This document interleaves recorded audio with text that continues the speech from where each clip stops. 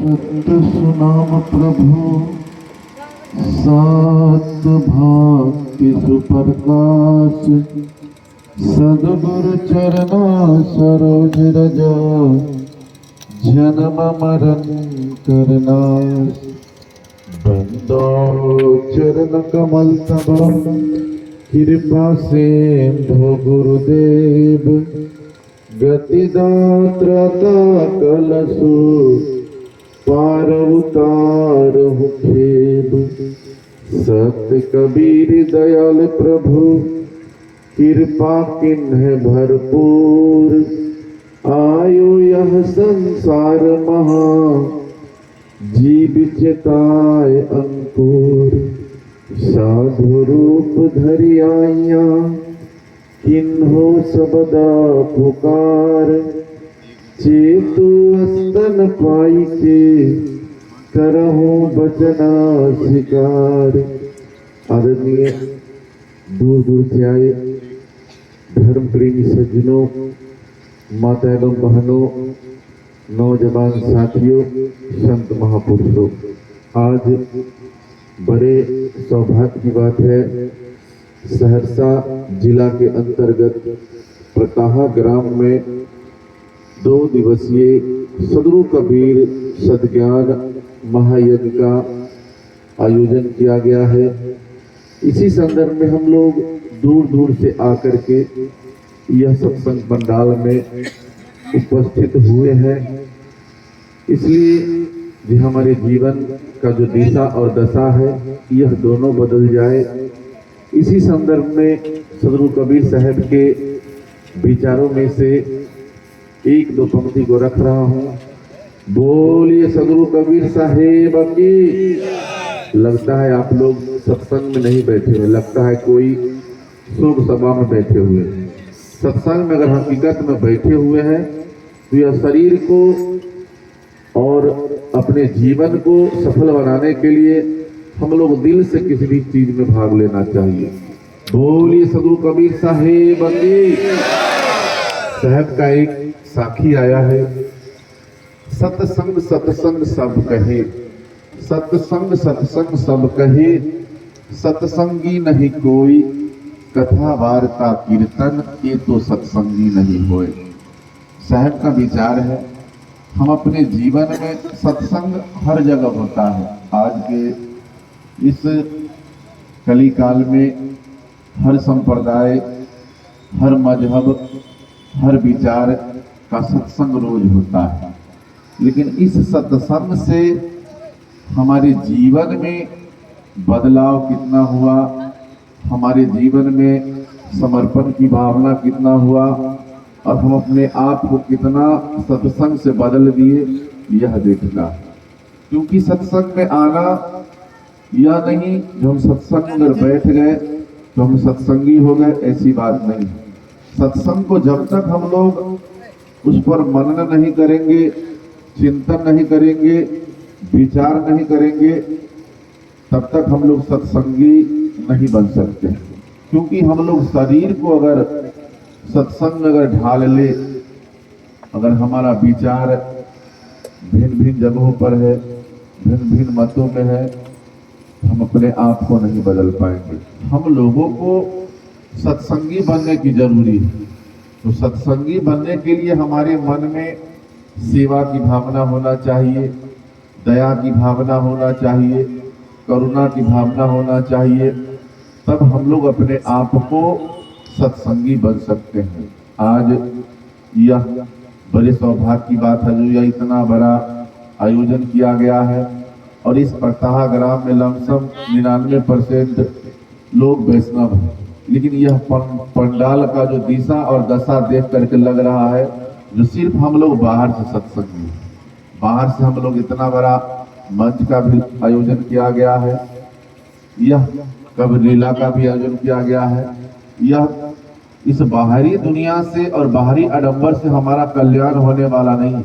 अगर हम लोगों को अगर सत्संग से अगर प्रेम होता तो ये पंडाल भर गया होता, लेकिन पंडाल लग रहा है जो इसमें इतना बड़ा आयोजन का नाम है और पंडाल में लग रहा है जो सत्संग है ही नहीं, इससे काम चलने वाला नहीं है। शरीर से हमारा अगर विचार अगर बदल जाए ऐसा नहीं होगा। हम लोगों को किसी भी बिंदु पे समर्पित होने का भाव होना चाहिए। जब तक हम लोग समर्पण की भावना नहीं होगा तब तक सत्संग नहीं होगा। और यह जीवन सुधार के लिए, जीवन को उद्धार के लिए सत्संग ही एक ऐसा माध्यम है जिससे हमारा कल्याण हो सकता है, दूसरा कोई साधन नहीं है। तो हम लोग यह अपने मन में विचार कीजिए, क्योंकि जब तक हम अपने आप को विचार नहीं कर पाएंगे तब तक सत्संग नहीं हो पाएगा। और यह मनुष्य का जीवन भी बार बार मिलने वाला नहीं है। हम लोग सुनते हैं, बड़े भाग मानुष तन पावा, असुर दुर्लभ सदग्रंथि गावा। यह मनुष्य का जीवन जो मिला है यह बड़े सौभाग्य से मिला है, और इसी शरीर में हम अपने आप को मुक्त कर सकते हैं अपने कर्म के द्वारा। दूसरा कोई साधन नहीं है, क्योंकि संसार में आप धन संपत्ति, रुपया पैसा, मान सम्मान, यह सब आसानी से आप अर्जन कर सकते हैं, लेकिन भक्ति को पाना, भक्ति को करना और अपने आप को आवागमन से छुटकारा पा लेना, यह जब तक हम लोग के अंदर समर्पण की भावना नहीं आ पाएगा, सेवा की भावना नहीं आ पाएगा, दया की भावना नहीं आ पाएगा, तब तक हम अपने आप को आवागमन से छुटकारा नहीं मिल सकता है। क्योंकि संसार के जितने भी प्राणी हैं सभी प्राणी को सुख चाहिए, लेकिन सुख पाने के लिए हम लोगों को यह संसार के अंदर जितने भी विषय विकार है, जितने भी बंधन है, चाहे वह पद का बंधन हो, संसार का बंधन हो, संपत्ति का बंधन हो, सारे बंधन से जब तक हम लोग मुक्त नहीं होंगे तब तक दुनिया में कोई ऐसा साधन नहीं है जिससे हम मुक्त हो सकते हैं।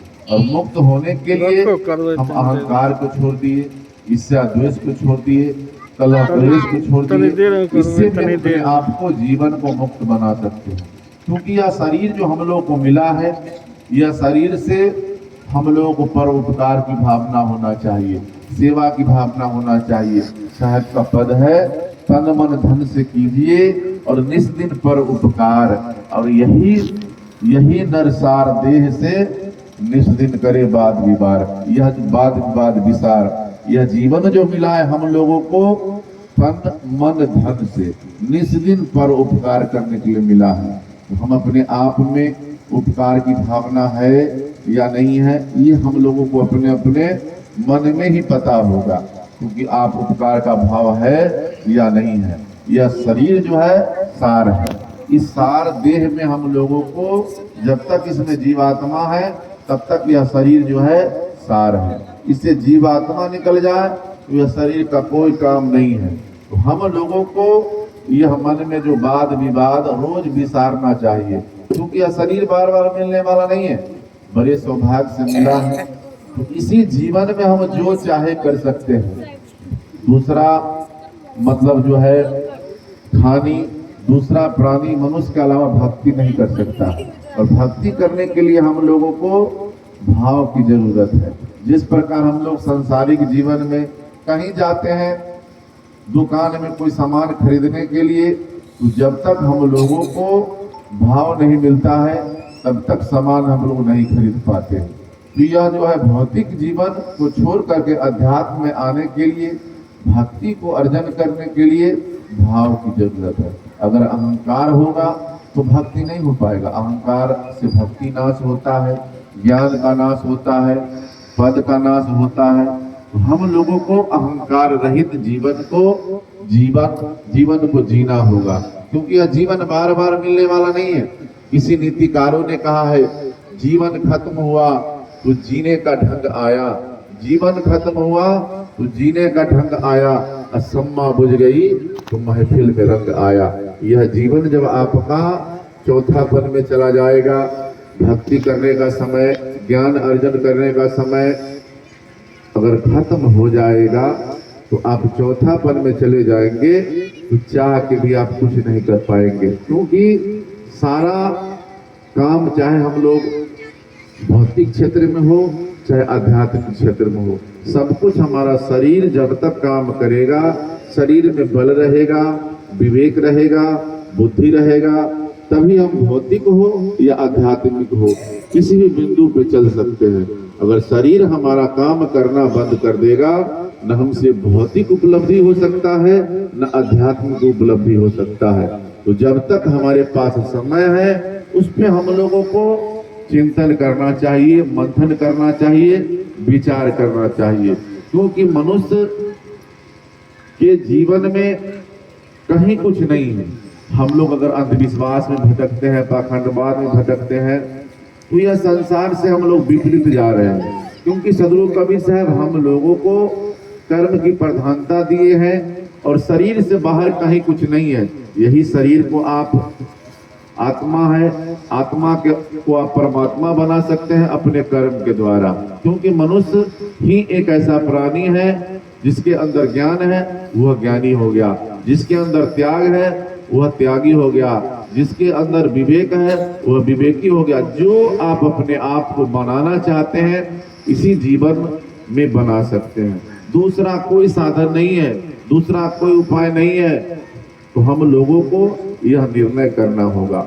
सदगुरु कबीर साहब हम मानव के लिए ही इस संसार में उनका पद अर्पण हुआ था, जो कर्म कांड धर्म इसको छुड़ाने के लिए। आज हम लोग सत्संग को सुनते हैं, लेकिन सत्संग को उतना ही देर सुनते हैं जितना देर हम लोग पंडाल में बैठे हुए हैं। सत्संग से बाहर निकलने के बाद फिर हमारे मन में कर्म कांड आ जाता है, हमारे मन में अंधविश्वास आ जाता है, हमारे मन में रूढ़िवाद आ जाता है। तो इससे कल्याण होने वाला नहीं है। क्योंकि सदगुरु कबीर साहब कर्म को ही महानता दिए हैं। या नहीं हम किसी मंदिर में चले गए, किसी चर्च में चले गए, तीर्थ व्रत में चले गए, यह हमारा पूजा हो गया, ऐसी बात नहीं है। पूजा हमारा तभी होगा जब हम अपने आप को जितना सुंदर कर्म करेंगे, जितना हमारा सोच सुंदर होगा, जितना हमारा समझदारी सुंदर होगा, वही हमारे जीवन में पूजा हो जाएगा। हम किसी मंदिर में जाकर के पूजा कर ले और पड़ोसी अगर बीमार है, उसको अगर हमने हॉस्पिटल पहुंचा दिया, उसको हम अपने तन से हो, मन से हो, धन से हो, जो बनता है हम उसको सहयोग कर दिया, यही सबसे सच्ची पूजा है। दूसरा हम लोगों के लिए कोई पूजा नहीं है। और जो हकीकत में सदगुरु कबीर साहब के विचारक है, उसके लिए ना कोई तीर्थ है। जो वैष्णव है, जो कबीरपंथी है, उसके लिए कोई तीर्थ नहीं है। उसके लिए सत्संग ही तीर्थ है। अगर हम लोग अगर गंगा स्नान हो, जमुना स्नान हो, संसार के तीर्थ में भटकते हैं, ये हम लोगों के लिए नहीं है। हम लोगों के लिए सत्संग ही चारों धाम है। क्योंकि कहीं तीर्थ में अगर आप चले जाए तो आपको ज्ञान मिलने वाला नहीं है। कहीं आप गंगा स्नान कर ले, इससे आपका पाप धुल जाता है। कहीं आप अगरबत्ती चढ़ा दे, इससे आपका कल्याण हो जाता है।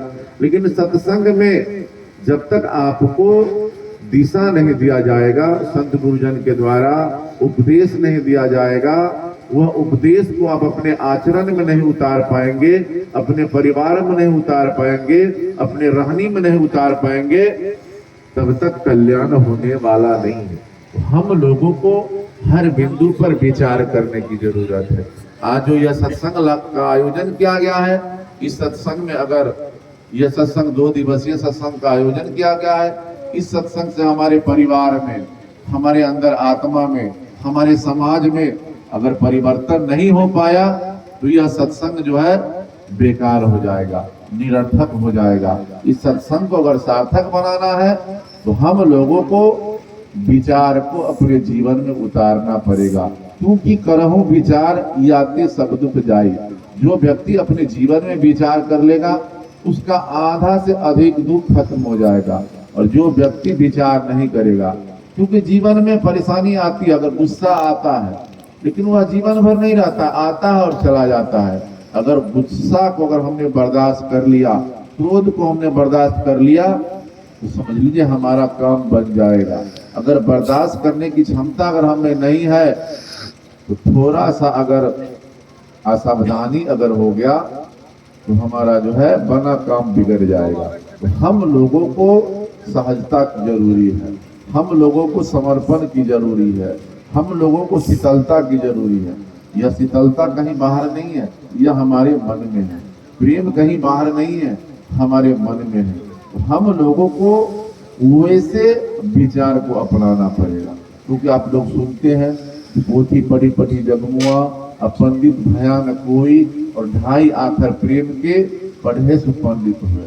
आप 4 वेद, 6 शास्त्र, 18 पुराण का ज्ञाता हो जाए, लेकिन अगर आपके पास प्रेम नहीं है, आपके पास एकता नहीं है, आपके पास भाईचारा नहीं है, तो सब जितने भी वेद पुराण है सब बेकार हो जाएगा। तो हम लोगों को यह अपने मन में निर्णय करना पड़ेगा जो हमारा जीवन कैसा होना चाहिए। तो यह मनुष्य का जीवन जो मिला है, तो जब तक यह जीवन को हम लोग जीवन रूपी गाड़ी को अगर अच्छे ढंग से नहीं चलाएंगे तो यह जीवन बेकार हो जाएगा। इसी नीतिकारों ने कहा है, हंसते रहो जिंदगी बेकार न हो जाए, हंसते रहो जिंदगी बेकार न हो जाए, और सपने में भी किसी जीव का अवकार न हो जाए। यह जो जीवन मिला है हम लोगों को खुश रहने के लिए मिला है, लेकिन खुशी हमारे अंदर आत्मा में है, बाहर में नहीं है। यह जो आपका अगर मन दुखी हो तो आपके पास मोबाइल, सर्कस, सिनेमा, दुनिया के जितने भी सामग्री अगर ला करके रख दे, अगर अंदर से आप खुश नहीं है तो बाहर में जितने भी खुशी देने वाला वस्तु है वह आपको कभी खुशी नहीं दे सकता है।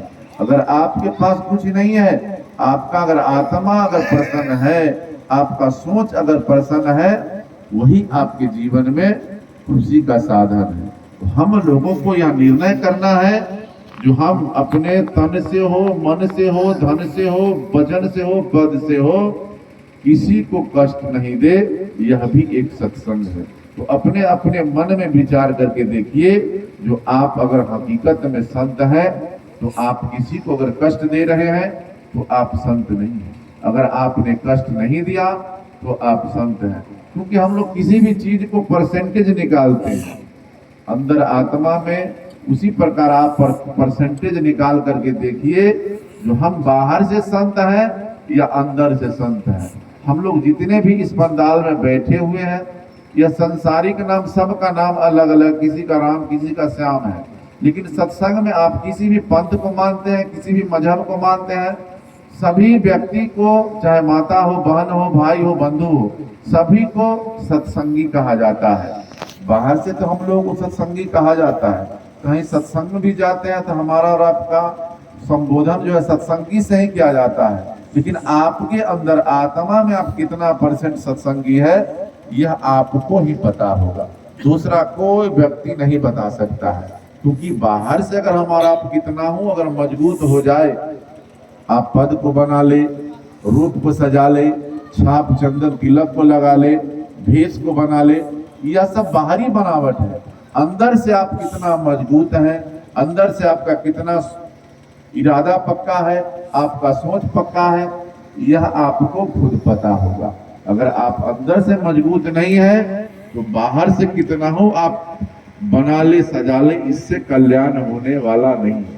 तो आपको यह निर्णय करना होगा जो हमको किस तरह जीना है, किस तरह समाज में चलना है, और किस तरह हम अपने आप को भक्ति को पाना है। क्योंकि भक्ति पाने के लिए जब तक हम अपने आप को, जैसे सदगुरु कबीर साहब का हम लोग गाते हैं संध्या सुमरन में, जो शीतल शब्द कबीर का, तो सदगुरु कबीर साहब का जो शब्द है, जिस शब्द में हम लोगों को शीतलता होना चाहिए, तो हम लोग अपने अपने मन में विचार करके देखिए जो हमारा शब्द शीतल है या नहीं।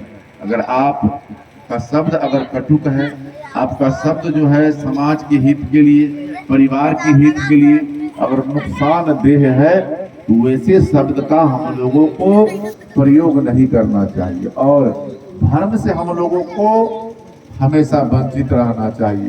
क्योंकि साहब का पद है, जीव के ऊपर कोई नहीं, जीव के ऊपर कोई नहीं, बने भरम के दास, कहे कबीर वह पापी है, निर्जीव पर विश्वास। हम लोग कबीरपंथी हैं, कबीरपंथी को भरम में नहीं रहना चाहिए, भरम से हम लोगों को ऊपर उठना चाहिए।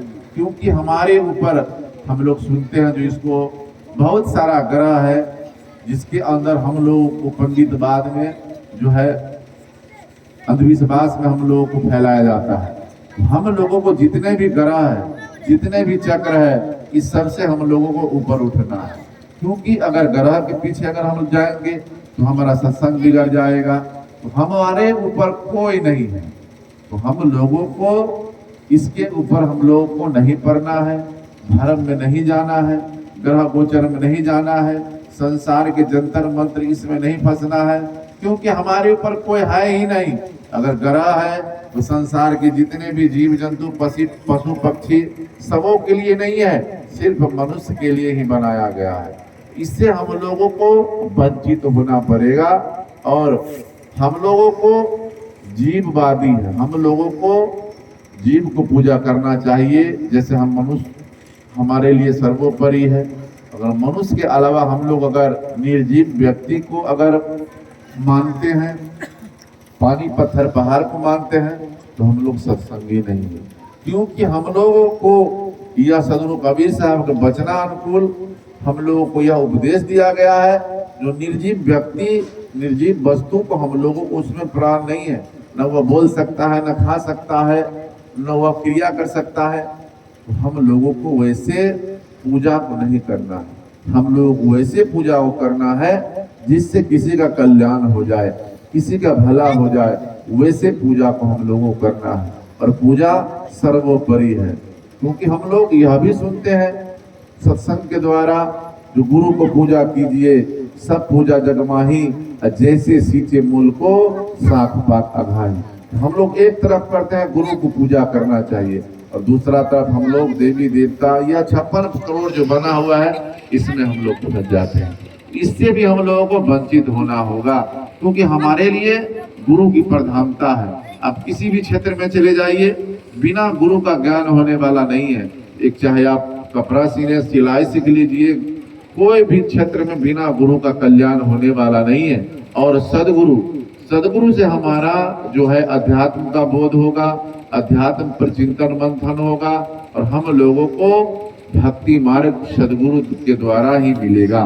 हम लोगों को यह निर्णय करना पड़ेगा जो हम अपने भक्ति को कैसे प्राप्त कर सकते हैं।